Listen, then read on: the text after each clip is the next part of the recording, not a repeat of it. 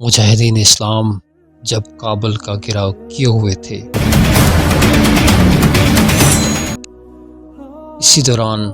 نماز ظہر کا وقت بھی ہو چکا تھا، لیکن مسلمانوں کی جو سپہ سالار قتیبہ بن مسلم نے نماز ظہر کے بعد اللہ سے دعا کی اور گڑ گڑا کر رو کر دعا کی کہ اے اللہ ہمیں فتح و نصرت سے ہمکنار کر، کیونکہ فتح و نصرت تیری ہی جانب سے نصیب ہوا کرتی ہے۔ اور یہ جو جنگ تھی، اس جنگ میں لشکر اسلام کی تعداد کا اندازہ 1,00,000 تک تھا۔ قتیبہ بن مسلم نے نماز کے بعد جنگی کارروائی سے پہلے ایک نیک اور مستجاب الدعوات شخص کو، جن کا نام محمد بن واسع تھا، تلاش کرنے کا حکم دیا۔ یہ وہ وقت تھا جب جانوں کی تجارت ہونے والی تھی، یہ وہ وقت تھا جب جنت دروازے کھول دیے جا رہے تھے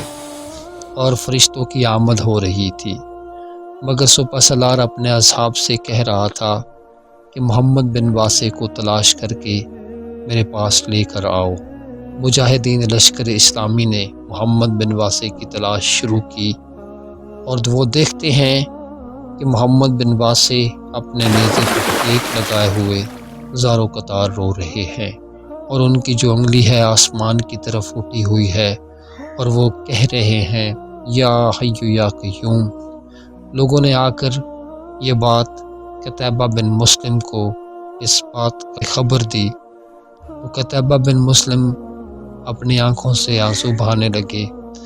اور اللہ سے گڑ گڑا کر کہنے لگے، قسم ہے اس ذات کی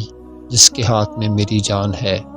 محمد بن واسع کی آسمان کی طرف اٹھی ہوئی انگلی میرے نزدیک 1,00,000 نامور چمکدار تلواروں اور 1,00,000 خوش منظر لشکر جرار سے بہتر ہے۔ پھر جنگ شروع ہو جاتی ہے، اور اس جنگ میں خوب لڑائی ہوتی ہے۔ اللہ تعالیٰ نے مسلمانوں کو فتح عظیم سے نوازا اور دشمنوں کو شکست سے دوچار کر دیا۔ اور اس وقت عصر کا وقت تھا، تو عصر کے وقت ہوتے ہوئے مسلمانوں نے کابل کو فتح کر لیا، اور نماز عصر جو ہے وہ کابل کے اندر ادا کی۔ اللہ کبھی بھی اپنے نیک لوگوں کی دعاؤں کو رد نہیں کرتا۔